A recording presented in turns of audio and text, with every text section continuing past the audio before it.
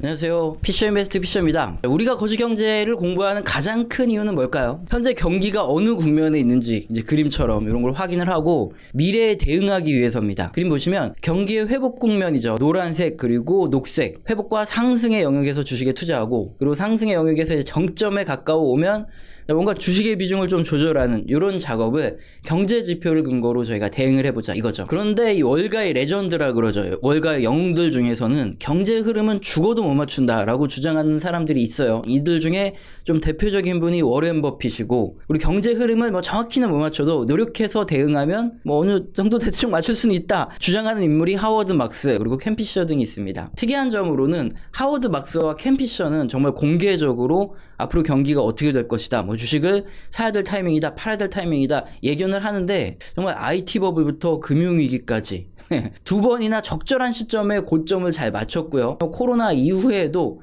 그때 3, 4월에도 매수의 시점이다 뭐 이런 얘기를 한 것으로 굉장히 유명합니다. 반면 워렌 버핏의 경우에는 지난 2008년 증시 하락 구간 내내 주식을 매수해야 될 타이밍이다 이렇게 강력히 주장을 하시다가 뉴스 기사처럼 2009년 3월 10일 갑자기 미국 주식이 낭떠러지로 떨어졌다 이러면서 당분간 회복되지 못할 것 같다 이렇게 비관론으로 급격히 선회를 하는 이 경제 전망을 발표하게 됩니다. 한 10년도 넘은 일이죠. 그런데 그림처럼 2009년 3월은 금융위기 이후 증시의 최저점이었습니다. 폭락장 내내 08년 내내 매수하라더니 최저점에서 이제 매도하라는 거냐 이렇게 비난이 쏟아졌고요. 정말 아쉽지만 그 이후 버핏은 주주총회에서도 그렇고 기자분들이 경제 전망을 물어보면 거시경제는 절대 못 맞춘다 이런 말밖에 하지 않게 됐습니다. 이런 말씀을 드리는 이유는 뭐 버핏을 비난하는 게 아니라 저도 굉장히 존경하는데요. 하워드 막스나 켄 피셔 등 이렇게 절대로 못 맞춘다는 선입견을 깨는 사람들이 실제 존재한다는 거죠. 그러니까 실제 워렌 버핏이 쓴 책도 아니고 주변인이 쓴 책 몇 권 읽고 공부할 생각 안 하려고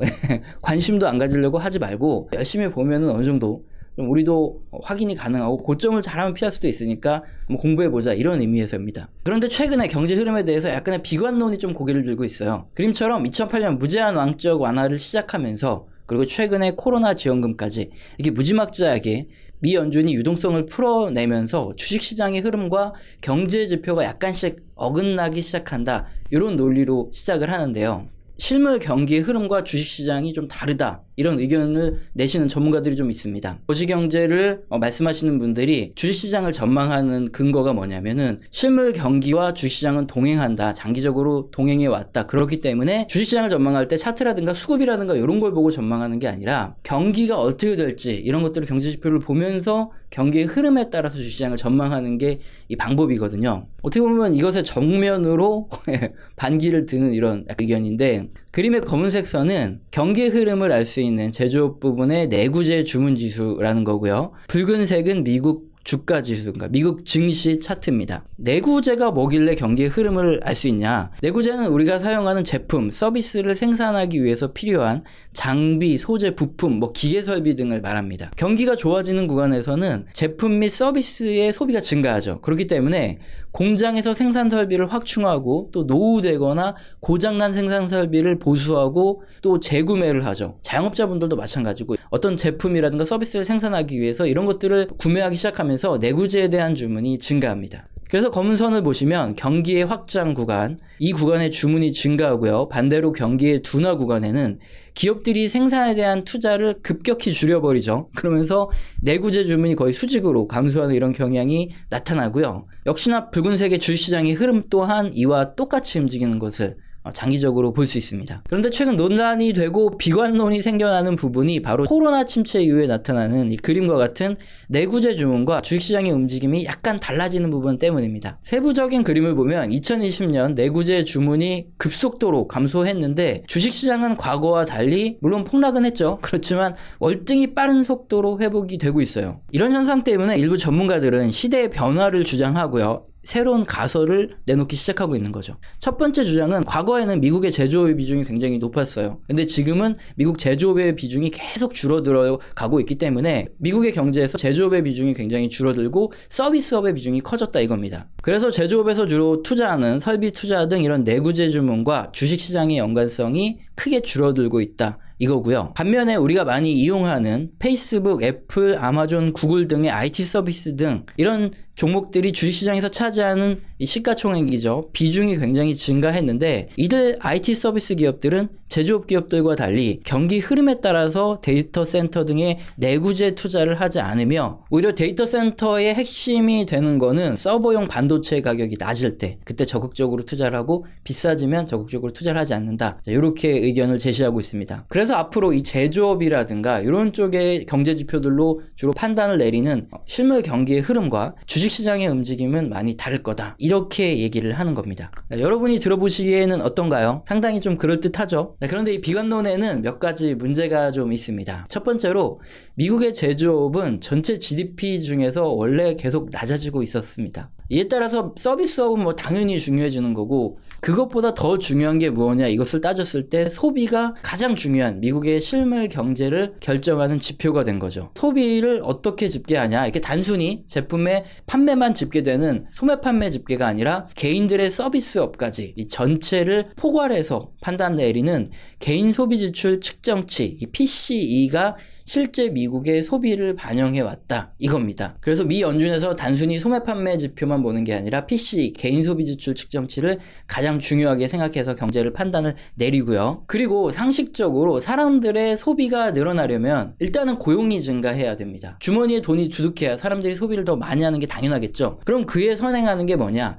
제조업이든 뭐 서비스업이든 간에 업황이 일단 개선돼야 고용이 늘어난다 이겁니다. 그렇다면 소비 이전에 고용 그리고 그 고용 이전에 업황 회복으로 거슬러 올라가야 되는데 이게 바로 제조업의 자본재 주문 지수를 통해서 확인이 가능하다. 그래서 경기의 흐름을 이런 것들로 판단을 내렸다 이겁니다. 아니면 ISM 제조업 지수 같은 것들로 판단을 내렸는데요. 우선 제조업체 같은 경우에는 당연히 뭐 소비가 증가하고 판매가 늘어나는 경기 호황 구간에 업황이 개선되는 구간에 생산 설비를 우선적으로 늘리고 고용을 늘리는 것이 당연합니다. 하지만 서비스업 또한 마찬가지인데요. 서비스업이 뭐 IT 대기업뿐만 있는 게 아니죠. 예를 들어서 식당을 운영하거나 대면 영업을 하거나 아니면 뭐 사람들이 레저를 하거나 뭐 호텔을 하거나 뭐 이런 것들도 전부 다 서비스업인데 식당을 운영하더라도 손님이 늘어나면 테이블과 의자를 더 구매하죠. 그리고 가스레인지나 뭐 후라이팬을 구매하는 게 당연합니다. 레저나 호텔 뭐 이런 접객업에서도 뭔가 잘 된다 싶으면 뭐 보수도 하고 뭐 인테리어도 하고 하겠죠. 일부 IT 기업을 제외하고 실상 더 큰 경제 영향을 미치는 전체 서비스업 또한 결국은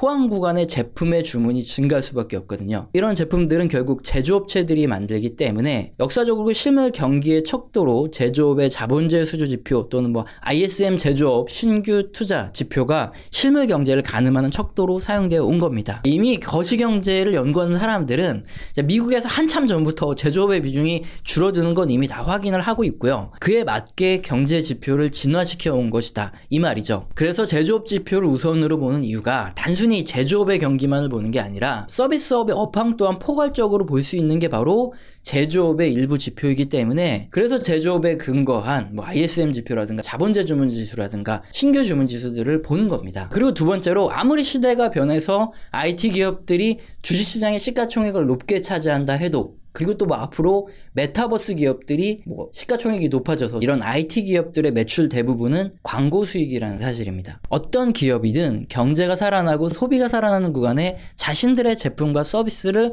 더 많이 판매하기 위해서 막대한 광고비를 지출하면서 광고를 하죠. 반면에 경기가 침체되고 둔화되는 구간에 진입하면 그래서 이익이 감소하기 시작하면 기업들은 살아남기 위해서 긴축에 들어가는데요. 가장 먼저 줄이는 것이 막대한 광고비 지출입니다. 그래서 IT 기업들의 매출의 원천이 되는 광고 수익은 경기에 가장 큰 영향을 받습니다. 그럼 아마존 같은 유통기업은 다르지 않냐고요? 똑같습니다. 최근에 코로나 침체 당시에는 오프라인 중심의 유통이 온라인 중심으로 변화되는 이 과정이 빨라지면서 매출이 급속히 개선되는 효과가 나타났지만 사실 오프라인 유통에서 온라인 유통으로 어느 정도 변화가 전부 일어난 한 몇 년 후를 생각해보면 온라인 유통 또한 결국에는 경기가 좋아지고 사람들의 소비가 늘어나는 구간에 판매량이 증가하는 게 당연하겠죠. 그래서 대형 IT 기업들 또한 광고로 먹고 살기 때문에 경기에 굉장히 큰 영향을 받는다는 거죠. 그리고 앞으로 메타버스 시대가 와도 마찬가지죠. 기업들의 광고가 메타버스 속으로 들어가는 것 뿐입니다. 그냥 이렇게 생각하시면 아주 쉽죠. 우리 아들이나 우리 딸들이 유튜브를 보고 인스타를 하고 뭐 메타버스의 가상 공간 안에서 뭐 살아간다고 할게요. 그러면 그 안에서 광고를 하는 기업들이 제품을 소비해 줄 수 있는 경제력이 있는 우리 같이 열심히 일하는 아버지나 어머니들이 존재를 해야 된다는 사실입니다. 백날 광고를 해도 사용자들이 모두 백수예요. 그래서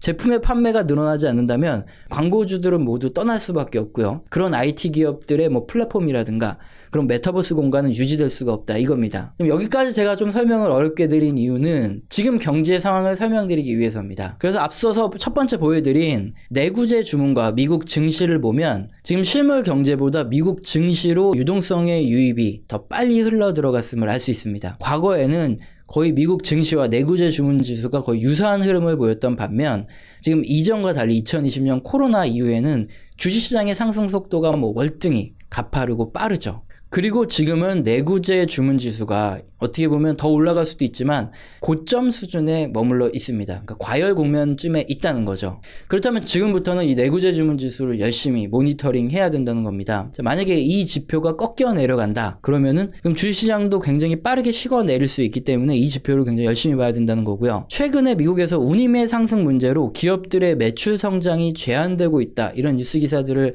많이 보셨을 겁니다. 해운 운임 가격도 증가했을 뿐더러 기간도 오래 걸리고 항공 운임까지 계속 증가함에 따라 기업들이 제품을 많이 만들어 놨음에도 불구하고 원활히 판매를 하지 못한다는 겁니다. 또한 원재재 가격이 급등하는 바람에 마진이 감소해서 기업들이 제품을 또한 뭐 열심히 찍어내지 못하고 있다 이런 소식도 들리고 있습니다. 그리고 미국의 제조업 업황 호조에도 불구하고 지금 지급되는 실업급여 및 지원금 지급 연장으로 이분들이 계속 놀고 있기 때문에 인력을 구하기가 어려워지고 있다 이런 소식도 들려옵니다. 그래서 아이러니하게 오히려 경제를 살리려는 지원금이 고용지표가 개선되는 것을 방해하고 있다 이런 얘기가 들려오고 있는 거죠.